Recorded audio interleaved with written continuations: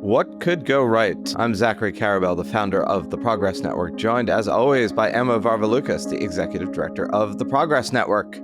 And we are in the dog days of summer. I don't know whether dog days deserves to continue to be an expression, but for the time being it is. And the Progress Report is our weekly news that you can use, or news that you should use, or news that you should know in a world full of really, really negative news all the time, festooning our feeds and our minds. It is important to take a step back and try to find some tidbits of human beings doing good things in the world, because human beings are always doing good things in the world, even as human beings are always doing bad things in the world. And it would behoove us all, or at least we believe it would behoove us all, and maybe you believe it would behoove us all, given that you are listening to this podcast that we are now recording, that we all pay some attention to some of the good things that are happening in the world as part of our daily news diet. And in that spirit, the peeps of the Progress Network spend their days scouring the planet for stories of uplift in a world where there is a lot of downdraft.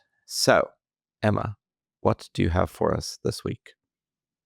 So today we're going to start with the story that the Progress Network has been on top of for a long time. So if you are a consistent TPN reader or listener, this might not be news to you, but we haven't updated the numbers in probably since 2019, I think is the last time we really touched on this. So the Atlantic reporting on our falling prison population numbers. The peak was 1.6 million Americans in 2009. That has already come down. This is from 2023, which is the last year the data is available. That's already come down to 1.2 million. And we are apparently on track to fall to about 600,000.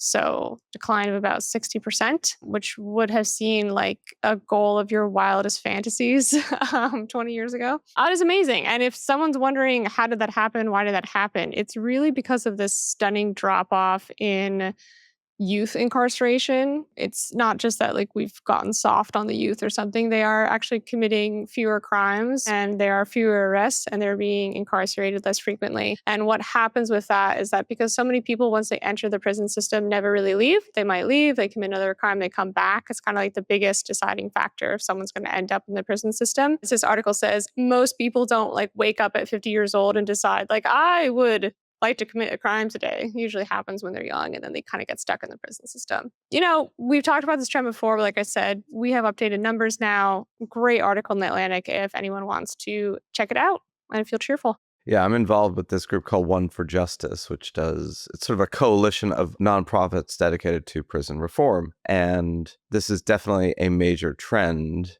The youth part is the most important one, as you point out, in that anybody who visits a prison, state or federal, mostly state, but definitely federal too, you're just struck by how many of the people there basically have committed crimes between the ages of 17 and 25 or something, meaning it's kind of a young person's dilemma that then becomes an older person's, because as you said, once you're shunted into that pathway, it's really, really hard to get out. And that's probably the next area to really focus on, which is once you're in the system, as it were, it's really, really difficult to get out of the system.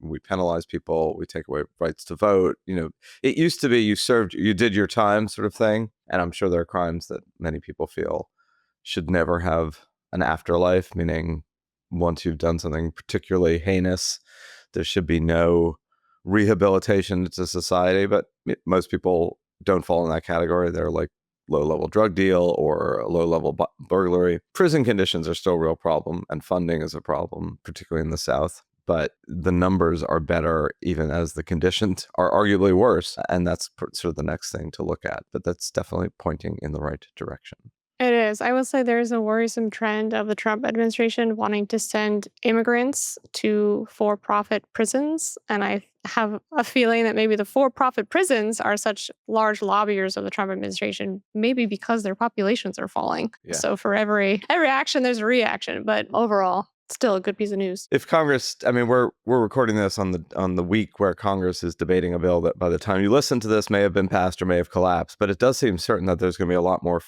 U.S. federal funding for detention facilities for undocumented. I think one thing that may happen with these multi-billion-dollar spends on these facilities is that you will build these shiny new facilities and they will be half empty, which is Won't really matter if you're the contractor who built them, because you're just building them, right? You don't care how they're being used. It is emphatically not going to be the best use of taxpayer dollars in the long term.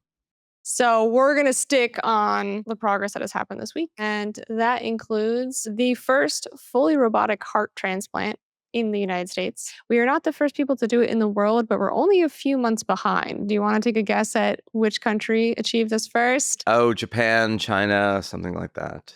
Saudi Norway. Arabia. Saudi Arabia. That was not on my top 10. That's why I asked, because I was also like, okay, all right. Not the Saudis are usual out suspect. there.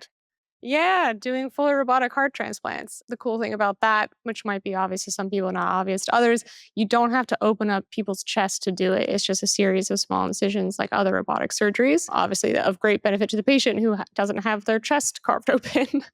Yeah. Wow. So good for robots. this first I mean, good for patient. people, but it's great for the robots too. Great for robots, great for the team, great for the patient. Great day for robots. See if that can be repeated at scale. Last but not least, let's talk a little bit about Nepal. We mentioned Nepal recently to talk about its economy, which is doing marvelously better than it used to be doing. And cleantechnica.com, they cover a lot of renewable energy, climate stuff. They have this great article about Nepal's rapid electrification of its economy. It has really stunning EV numbers.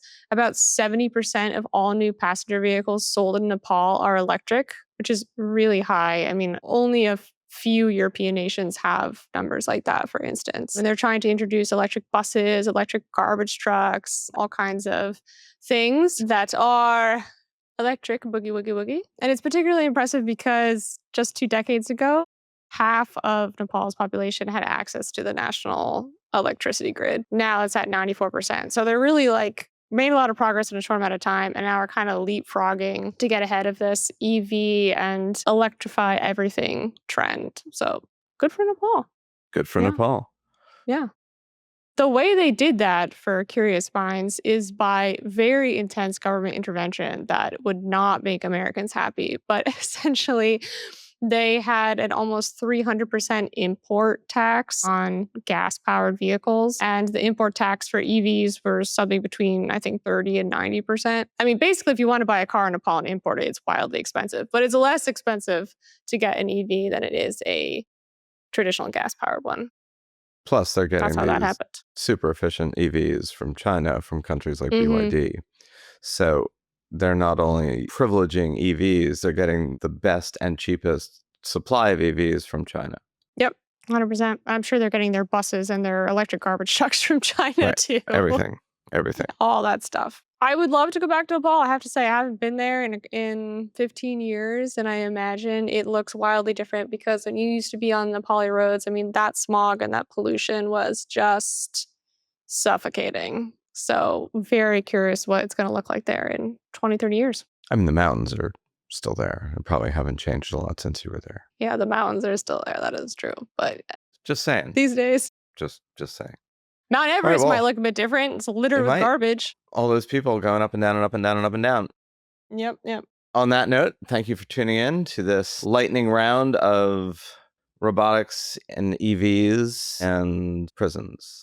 Which one doesn't belong? Anyway, we will be back with you after July 4th. We hope you all, for those of you listening in the United States, have a contemplatively celebratory long weekend. We hope that you take a moment to appreciate all that we have. I know those words feel sometimes hollow to people in a world full of but as we try to do here and as we try to do in our own lives, to remember that there are things going on that will make our future a better world, because there are lots of us humans doing a lot of things to make it so. So please tune into our longer form podcast. Check out the newsletter, What Could Go Right, which you can get at theprogressnetwork.org for free in your mailbox every week. And we will be back with you next week.